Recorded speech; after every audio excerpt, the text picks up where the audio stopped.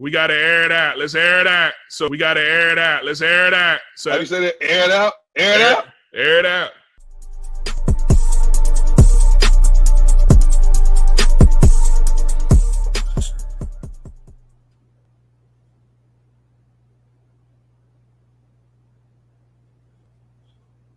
What is going on, football fans? Welcome to another edition of the Air It Out podcast presented by Inside the Hashes. My name is Juan Pablo Guardin Camargo, and I am joined in a call filled with some football experts here with me today. I got Mr. Darren Braxton over here to my left. I got Avery Collins there diagonally, and I got Mr. Darius Riddick right underneath me. What's going on, you guys? Yo, what it do? Guys, good. Y'all see the new name. So DB. Let's go. I am officially 30 years old, ladies and gentlemen. All right, that's right. Big A 3-0. lot of announcements going around here today. First and foremost, happy birthday, Mr. Avery Collins. Welcome to the wrong side of 30, as they say. The 30 in football club. terms. Yeah, welcome to the 30 club. Do you feel any different? I ache all day, every day. No, I'm kidding. No, I feel no different. I mean, I've been taking care of my body, so I don't feel any different. Just fatigue, obviously, and recovery time isn't as swift as it used to be in the gym. Old man in a young body. That's all. I mean, but like I said, I tell people all the time, if you played literally at least 5 years of football, and I played close to, I'd say 12, add like 20 years to whatever your age is, and that's your actual age. So I really turned 50 for real. Try to tell you the aches and the cracks and the pain. That's the case. I've been 50 for a while now because my joints crack all the time. But that's not the only new. But that's one of the reasons why I'm wearing a Falcons jersey in the first place, just to celebrate my man Avery's birthday here today. So happy birthday, Mr. Avery Collins. But that's not the only news we're celebrating here today. We have a former player over here down the diagonally of us, but now we have a current coach in this podcast with us, as Darren Braxton has been promoted to being a running backs, linebackers, and DB coach for his team. Good job, coach. If you need help with those DBs, holler at your boy. You got the running backs and linebackers. Listen. I will be gracious and thank you. But running backs, fullbacks, tight ends, I'm not messing with the defense. When it comes to the DBs, I ain't there. I can't backpedal. That ain't me. I go forward, not backwards. Oh my God. But appreciate all the love. Definitely got a shout out to my school, Boys Latin. In a way, we're kind of a good constructed team. We have our offensive coordinator in Darren. We have our defensive coordinator in Avery. I'll be the general manager, and Darius can be our head coach. What do you think, Darius? You're muted, my man. You're muted. Dude, you're muted. I'm like Belichick. I'm going to cut my sleeves. I'm going to wear the hoodie. At least we're going to win. I'm cool with that. We're going to win. What kind of offense are we running, Darren? What kind of offense are we running? You already know, inspired by Mr. Lamar Jackson. Are we running we're not doing power roll. I'll take West Coast offense, and I'll build around that. But definitely got to be West Coast, man. Avery, are we at least running a 4-3 defense, or are we going more hybrid? Hybrid all the way. It's going to be a hybrid. It's literally going to be it's like Dean P is just told, it's like you're not going to know where people are coming from. You're just going to be like, okay, what are we going to do? And everybody's going to be athletic. They're going to be able to move, and they're going to be able to bang.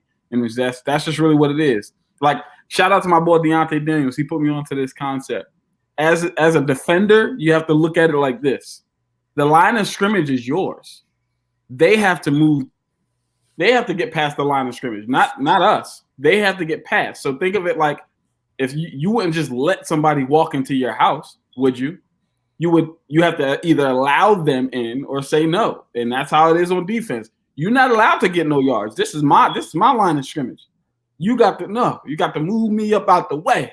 Well, my guy, like, as much as I want to keep talking about defensive concepts and mindsets all day, and I'd love to see the battle between Darren and Avery when it comes to scheme. You don't want to see that. Smart. I want to see that. I'd like to see it. But right now, we can't get into that right now. We got to get into right to the start of the show, which is the rundown. But we're doing it a little different today. I'm giving you 2 stories to work with, and then the third one I'm taking for myself to kind of use. So let's break it down. Our first story of the day comes by way of Washington, as after going toe-to-toe with eventual Super Bowl champion Tom Brady in the 2020 wildcard round, Washington football team quarterback Taylor Heinicke has earned the confidence of Washington's coaching staff and front office as the former XFL star signed a 2-year contract extension with the football team worth up to $8.75 million plus incentives.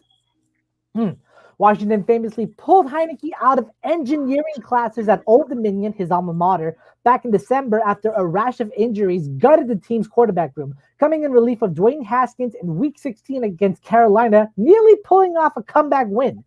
In the wildcard game against Tampa, Heinicke finished by completing 59% of his passes for 306 yards, 1 passing touchdown, 1 interception, along with 46 yards on the ground and a rushing touchdown.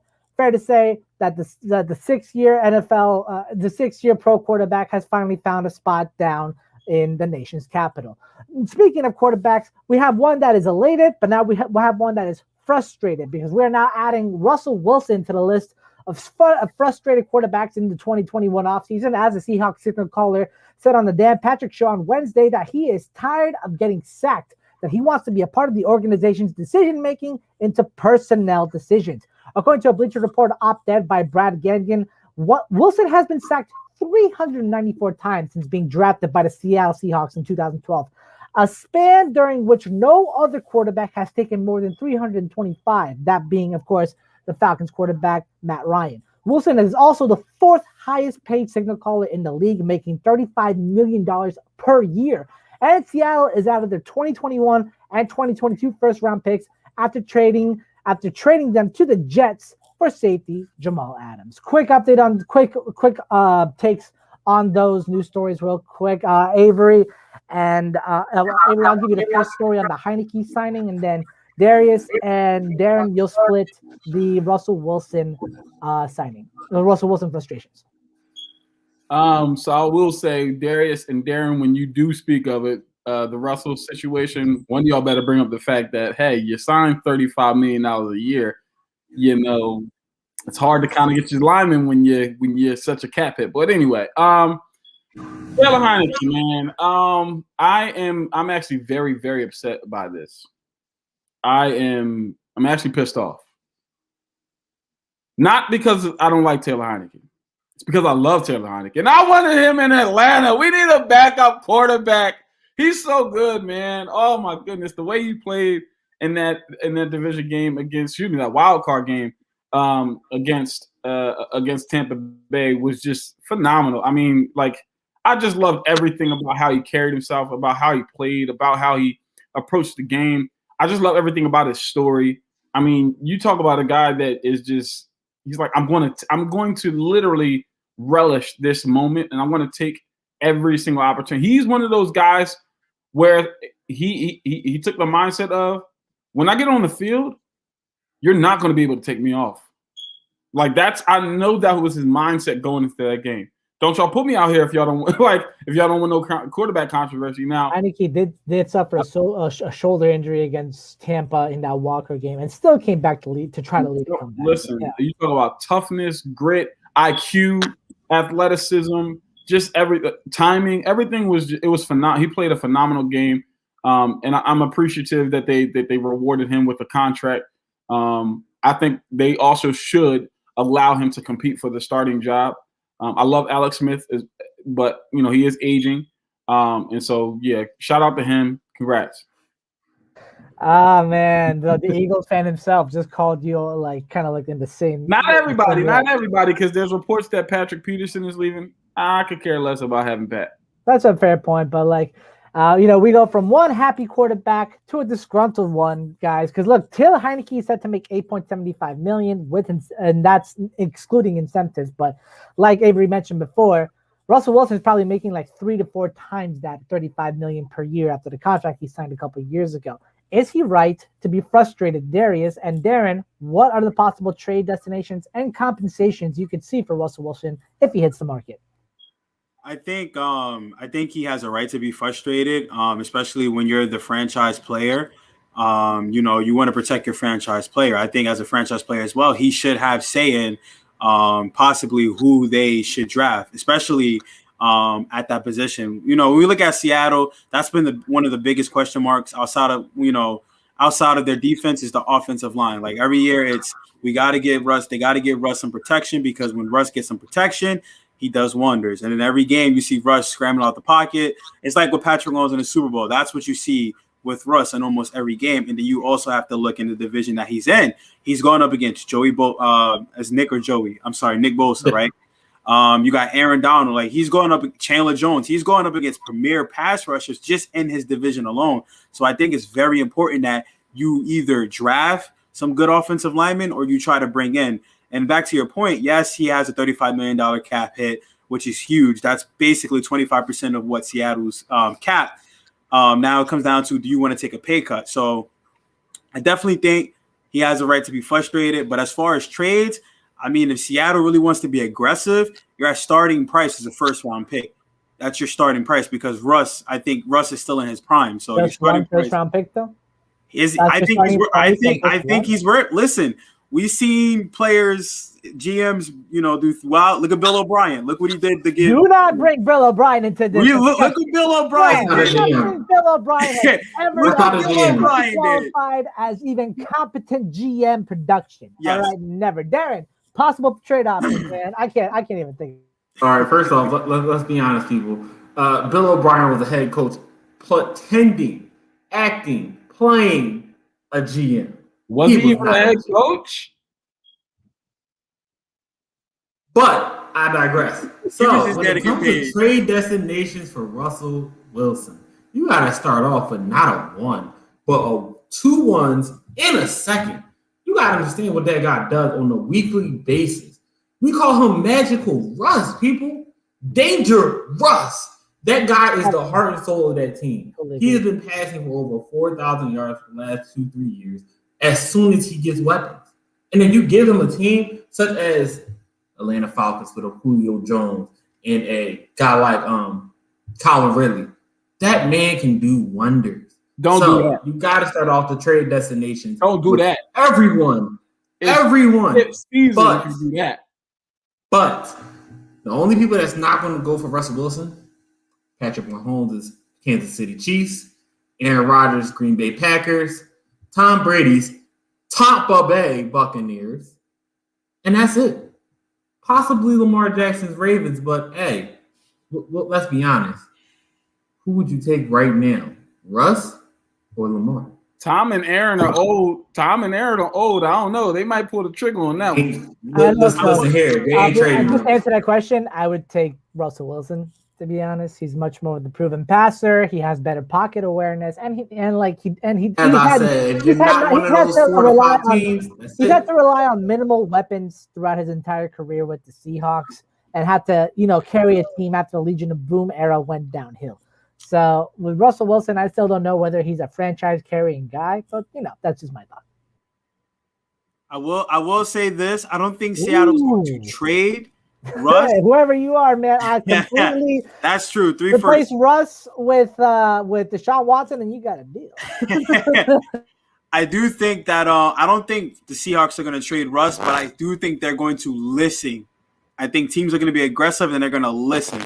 I think that would be one of the biggest news stories of the offseason outside of Deshaun Watson if Russell Wilson gets traded, especially if it's to a team like the Jets or New England. I'm done. All right. We'll leave that there. Right now, I'll get to the last story of the rundown. It's kind of put a damper, but I feel it's one that needs to be addressed. And I kind of wrote like a little bit of a lengthy thing, so allow me. Being a sports reporter is more than just about covering and talking about sports. It's a role that's meant to document, critique, and inform the public about the latest achievements and advancements of human capabilities when it comes to pushing the body to its physical limits. Especially in a high-contact sport like football, we often take advantage of just how fast, agile, and strong-willed each of these men are when we watch them play every Monday, Sunday, and Thursday night. And amongst all the members of the NFL cognoscenti that we can identify as being the best of their craft, there are still those that stood out in ways that exemplified what it means not just to be a top NFL reporter, but a top-notch human being as well. And over the past week, the sports world has lost two of those kinds of journalists very abruptly, as Yahoo NFL writer Therese Paylor 37 years old, and NFL.com writer / Around the NFL podcaster Chris Wessling, 46. Both passed away 5 days apart. Wessling on the 5th and Paler on the 10th. Excuse me. Paler was the Pro Football Hall of Fame voter, graduating from Howard University in 2006, then going on to dominate the KC sports market as a beat writer before joining Yahoo Sports back in 2018 to handle all NFL coverage. Wessling was a longtime contributor at NFL.com, but also helped streamline the advancements of NBC Sports' online content and the rise of RotoWorld.com. While Paler's cause of death has yet to be determined, Wessling passed away after his second bout with lung cancer, having beat it the first time back in 2018. Paler is survived by his fiancée, Ebony Reed, while Wessling is survived by his wife, NFL.com digital content editor Lakeisha Jackson Wessling, and his newborn son, Link. And I wanted to mention that last one because I actually got the chance to speak with Chris Wessling a long time ago. It was only one interaction. All I did was ask him for advice about how to be a sports reporter and how to be as in-depth as he was. And he was kind enough to at least respond, which you don't get a lot from most major sports names. And having been like an avid listener of Chris, of his podcast, of his material, I never knew him personally enough, but I felt like I lost someone consistent and important in my life. And it still hurts. And the fact that he lost it through a second bout of a disease that really shouldn't have been involved in the first place is disheartening. And I'm sorry for being so emotional about it, but it's been hurting me since the day it was announced, and I haven't been able to process it well since. So rest in peace to Therese Paler. Rest in peace, Chris Wessling. And all our hearts go out to Paler's fiance and Westling's son and wife. It's often that we forget as reporters that we don't take advantage of what it means to be a sports reporter, which is, like I said earlier, enjoying the height of human capabilities and agility and strength. And we often also forget that sports isn't always our main obsession. It's also the coverage of life, the coverage of achievement and of the human spirit. And it's those lessons that I take away from these two gentlemen who serve so well the sports community. And I'll wrap it up there. If you guys want to add anything, please go ahead. Man, Definitely praying for their families, man. Definitely, prayers up for their families and everyone who was affected by their losses. I followed Chris well. I followed his career as well. He was easily one of my favorites. Very impactful, very articulate, and it's a sad day for the sports. Not just the sports writing world, but for the sports world in general. So like I said, my condolences and prayers to him, his family, all who are affected. I will say this: he and every sports writer will live on through their words. So, in a sense, they are invincible. They are still with us. So, much respect to them and their careers. There is any words you want to leave on? No, just to piggyback off of Avery and what you basically said, man. It's a sad day in the sports world whenever you lose somebody. So my condolences. My condolences are with his family and just prayers up.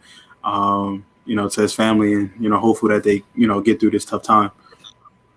And guys, like a lot of like what we do is, like we said, the celebration of human achievement and of just the pinnacle of athletics and of what the body can be pushed to its limits to do. And it's hard to transition in from this topic to the next one, but I don't think there's a bigger stage of showing the top of human capabilities, especially in football, if it's not the Super Bowl. And that's going to lead us into our recap of Super Bowl 55, the 31-9 thrashing, I guess I could call it, of the Kansas City Chiefs against the Tampa Bay Buccaneers. And I can already see Darren shaking his head because he is just not willing to acknowledge the fact that Tom Brady is a legitimate GOAT, probably the legitimate GOAT, in my opinion.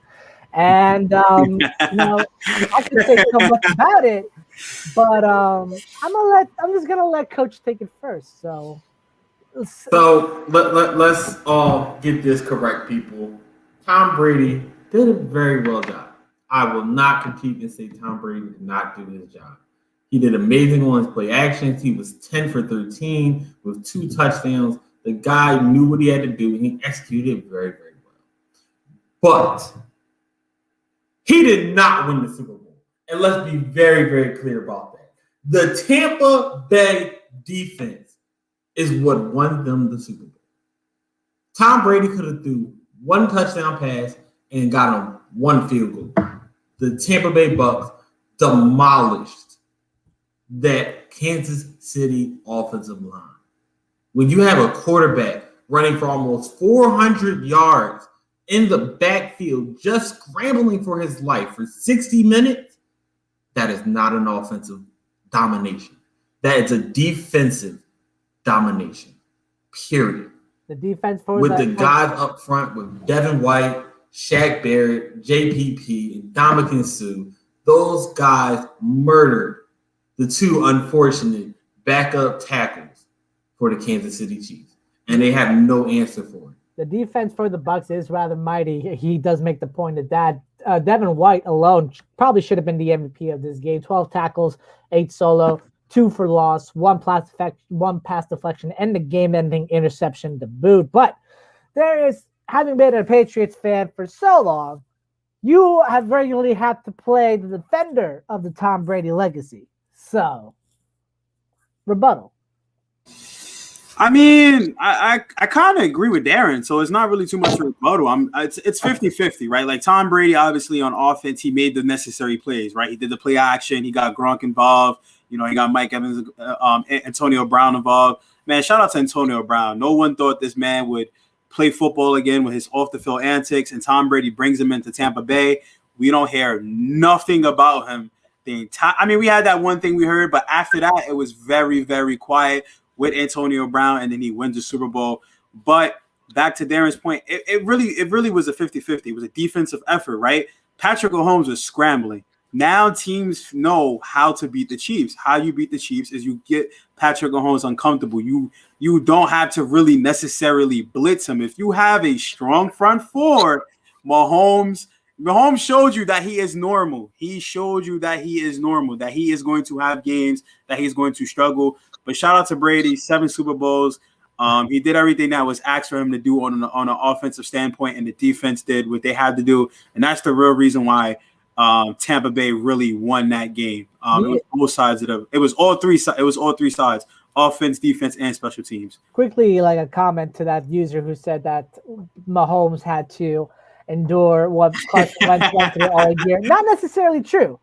Wentz didn't have weapons. Patrick Mahomes had Tyreek Hill, had Sammy Watkins, had Mecole Hardman, had Pringle, had Clyde Edwards-Helaire, had Travis Kelce. Like, he had so many people to work with. They just kept dropping the ball. So that's more of the case of the drops at the worst possible time than anything. That's true. So, Avery, that's true. I'm leaving it up to you, man. Final thoughts on this Super Bowl. Oh man. First things first. Patrick Mahomes is not to blame for this loss in any way, shape, or form. Thank you. I agree.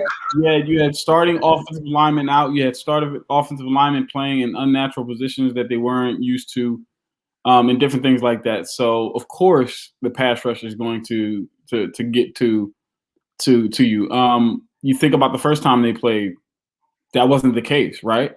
Like, I don't think people really understand the value or the importance or the impact of losing your starting left tackle.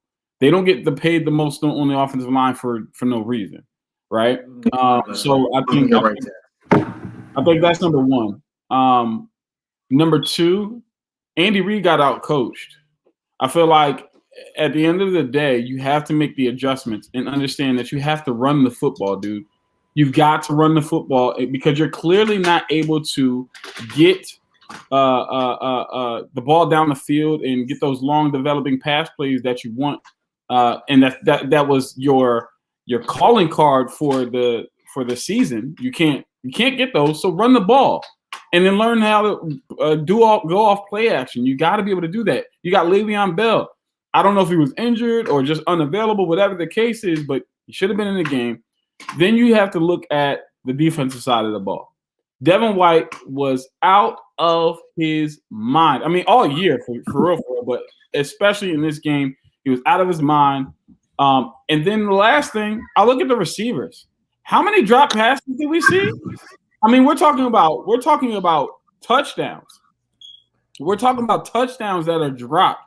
Tyreek Hill dropped one. Travis Kelce dropped one. Travis Kelce dropped a couple different balls in that game. And it's like you cannot do that. When Patrick Mahomes is literally, as Darren alluded to, running for his life and doing all these different things, you got to be able to help this guy out. And so I don't blame him at all. Shout out to the Buccaneers. Shout out to Tom Brady winning another one. And shout out to Leonard Fournette, who I believe was the key factor in this game. He played phenomenal, catching the ball out of the backfield. He had over 70 yards on the ground as well. Like, he played phenomenal. I think he set the tone as well with how physical he was running. So shout out to the Tampa Bay Bucks, Super Bowl champs. Fournette had 89 yards on 16 carries and 46 yards on 4 catches, putting him just over 130 yards from scrimmage. So, but Darren, you got one more. Yeah, I just gotta say this: it's no fault of Patrick Mahomes, because when you throw where you're directly horizontal to the ground and it hits your player in his face mask, there's no need to Just for ever say reference, that man did not. That was Darren Williams on that catch. That was Darren Williams, running back. Well, I mean, listen. It doesn't matter who it was. It hit you in the face, and then Exactly. then you got to look at the other thing, and this is why I say outcoached. Tony Romo was pointing this out the entire game, and as a coach, you should have seen this as well. Your defense holds a lot. There were so many penalties in the first half. They had over almost 200 yards and penalties off the rip. Like, that's two were kind of questionable though. The one against for sure.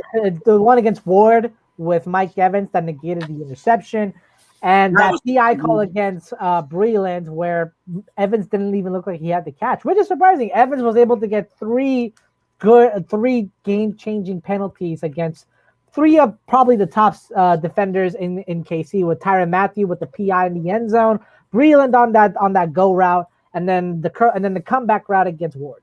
Yeah, I think a lot of the calls were easily questionable. That's where you get the people saying, "Oh, Tom Brady paid the refs off again," and all of these different things. Of course, there's some conspiracy theorists, conspiracy to that. But my whole issue is coaching. It comes down to coaching, right? Like, you gotta coach these guys not to hold.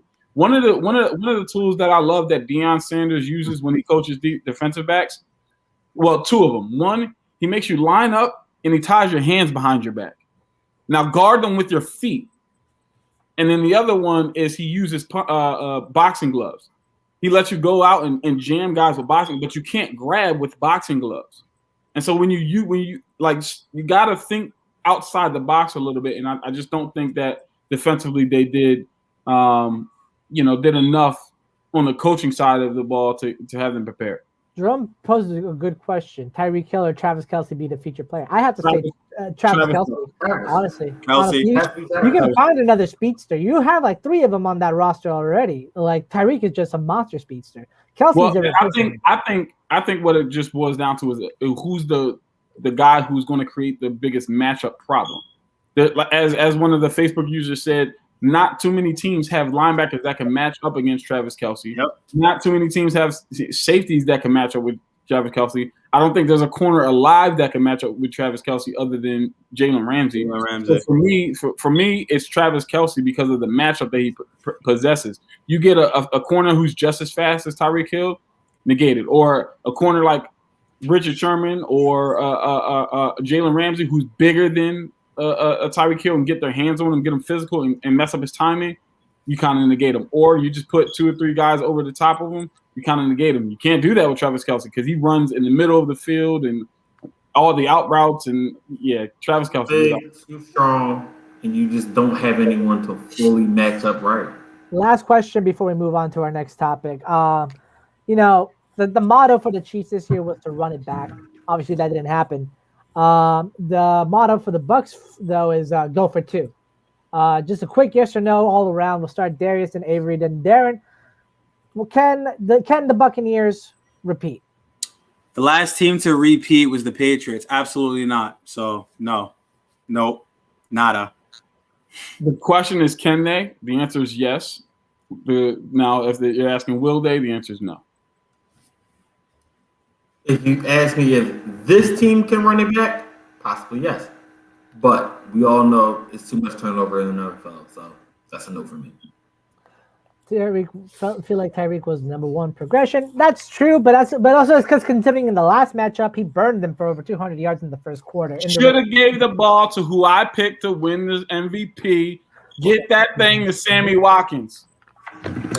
Sammy Watkins was strapped up all night long. No, he wasn't. He wasn't targeted the entire One game. catch for 13 yards. That's all. He wasn't because he wasn't targeted. That's what I'm saying. Like, you got to understand, they're going to play you for Tyreek Hill. They're going to play you for Nicole Hardman. They're going to play you for Travis Kelce.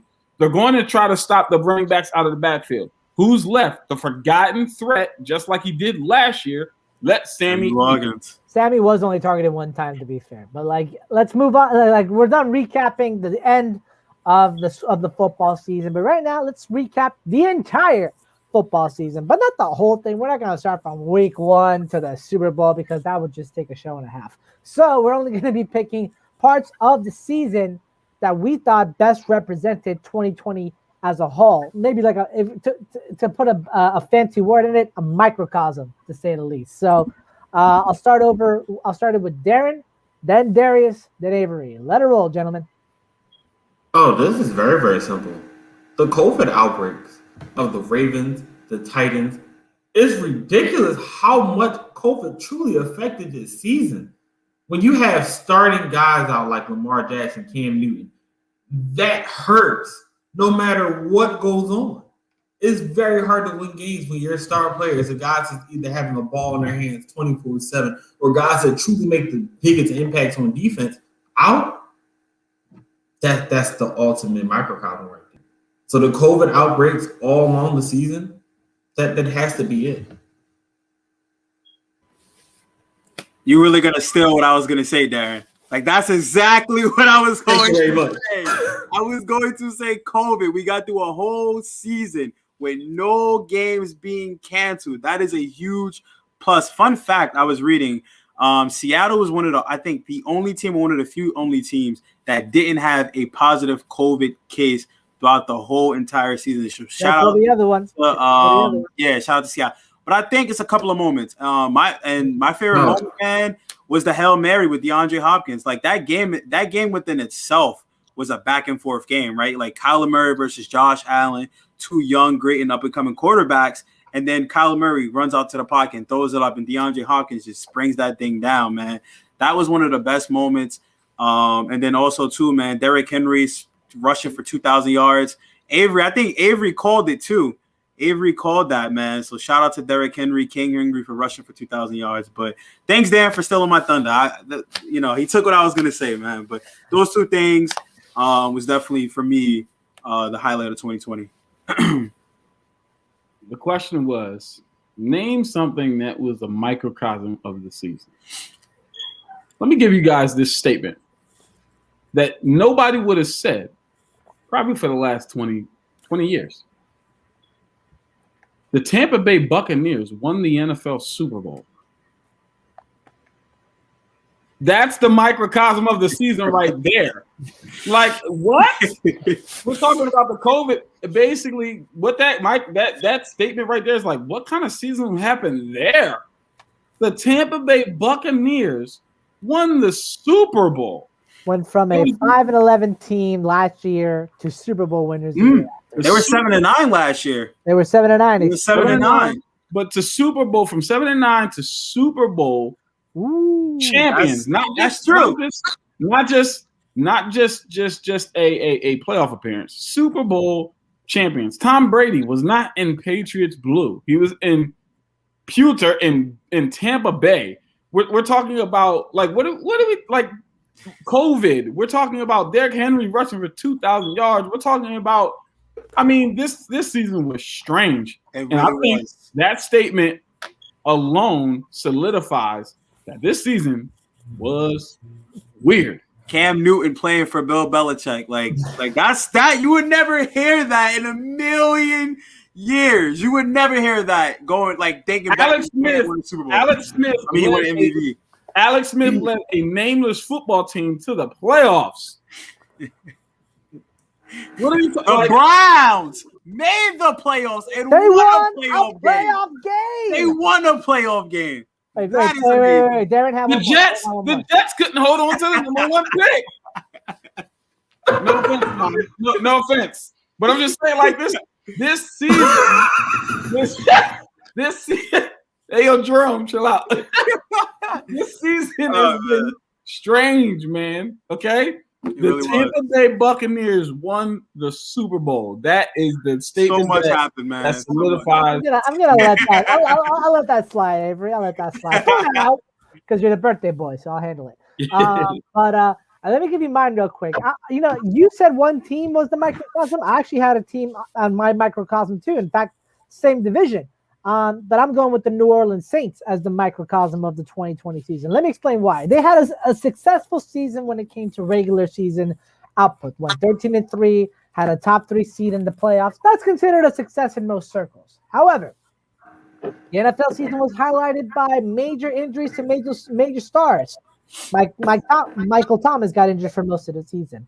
COVID cases breaking out. Alvin Kamara getting sick on a crucial Christmas day, on a crucial weekend between the Eagles game and the Vikings game. So COVID hitting Saints not too hard, but it was still significant enough. And then kind of like the decline of former stars. Like we saw Phillip Rivers up in Indy producing as best he can, but it wasn't the same Phillip Rivers that we all knew and loved. Same thing happened with Drew Brees, especially with the way that he went out. 3 interceptions against the eventual champion Buccaneers in the playoffs, man. And the Saints going in have the same issues as anyone else in the NFL. No one knows if Drew Brees is retiring or not. And if he is, who's going to take his place? Is Taysom Hill going to be the future of the position? Or is Jameis Winston, who is set to hit the market? And how much will he go for it if he does? And let's not forget the fact that the Saints are negative $70 million over the cap, similar to how the NFL might reduce the salary cap going into 2021. All right. Questionable contracts all around. Michael Thomas's contract, Alvin Kamara's contract, Quan Alexander, if they are thinking about keeping him. Even Cameron Jordan, who's 31, still producing, still making a lot of money. Players that are expecting extensions. Left tackle Teron Armstead, right tackle Ryan Ramczyk, and of course the shutdown corner we all love, and Marshawn Lattimore. And finally, free agents that they might not even keep, but might be worth a second look. Tight end, Jared Cook. Defensive tackle, Sheldon Rankins. Defensive back, P.J. Williams. Defensive back, Marquise Williams, the guy whose fault it was for the Minneapolis Miracle. And, of course, quarterback, Jameis Winston. So basically, I believe, in at least what I see, that the Saints encompass every other problem that the NFL and NFL teams, for that matter, is going to be facing going into 2021, as well as a basic representation of the NFL. I got one of O'Brien not being fired immediately. Oh my goodness! Yeah, yep, yeah. That's the one. I will say this though. New faces off of trades. Oh, the 2021 is going to be very well. Very well. I'm counting down to the offseason. DeAndre Hopkins with Kyler Murray this year, ridiculous. Stephon Diggs with Josh Allen, ridiculous. And then when you include the matchups, we've never seen this many quarterbacks playing great against each other. You had Tom Brady going against the likes of Drew Brees 3 times. Aaron Rodgers twice this year. Patrick Mahomes twice this year. Lamar Jackson versus Patrick Mahomes. Kyler Murray versus Josh Allen. And then Josh Allen's just tear on the NFL. Let's be honest. This was also a very good season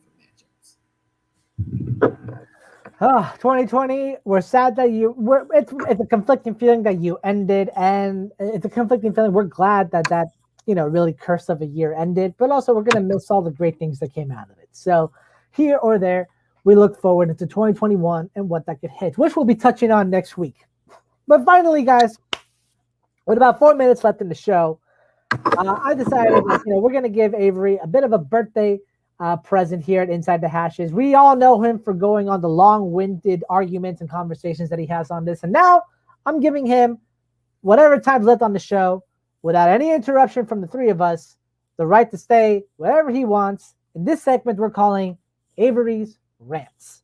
So, Avery, without further ado, everyone please mute yourselves, and if you have an argument, scream it into the abyss. Let's go. Well, ladies and gentlemen, what do I want to talk about today? Let's keep it football related. We'll start with this. First, happy Black History Month to everybody out there. But I will say this, man. I just want to talk about, I'm going to be a homer here. I'm going to talk about the Falcons, okay? And I just want to talk about this upcoming season. And I want to just talk about what I think should and could potentially happen, okay? Starting with the quarterback situation. You're probably not going to draft a guy this year that's better than Matt Ryan, okay? Right? And if you do, he's probably going to, need some molding, whether it's Justin Fields or please don't do this, Zach Wilson, please don't do that. Whoever it is, because you're not getting Trevor Lawrence, right? So I think you don't worry about that. And because you're not worried about getting a quarterback, I think, in my opinion, you saw how AJ Terrell played last year. Very good corner. Potential to be a number one corner in this league for us. Patrick Surtain is a really good corner too. I think if you're not going to trade out of the not going to trade that 4th overall pick, you draft him. Now you've got 2 young, cheap, and very productive corners on the outside. Right? You've got 2 veteran safeties on the back end, whether that's going to be Ricardo Allen and Keanu Neal or DeMonte Casey and Keanu Neal. I don't know, but you got 2 vets, and you got vets at the linebacker position.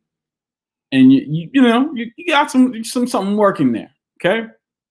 That's what I would like to do. If you're not going to draft Patrick Surtain, okay? You trade that number 4 pick. Okay? You bolster and get some more picks. And then here's what I would love for you guys to do. Go after Von Miller. That's number 1.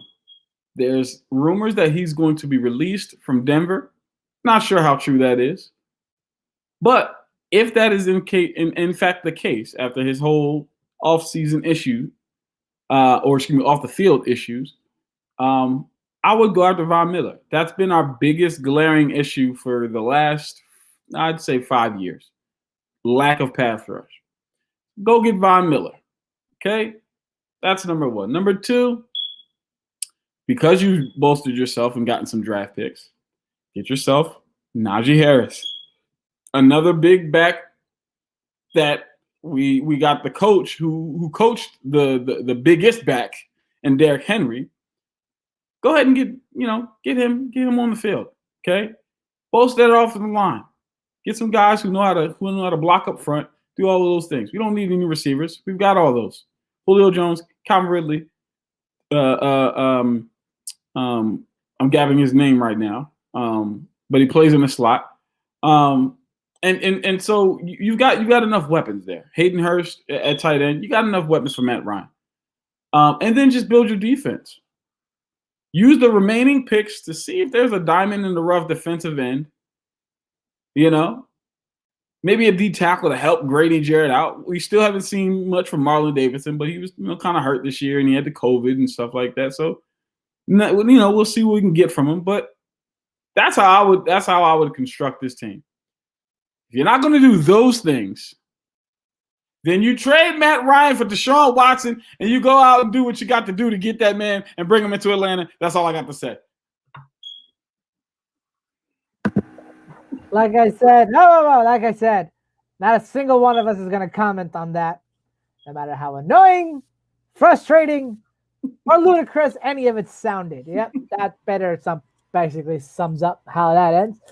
Oh, I made a mistake. No, I'm kidding.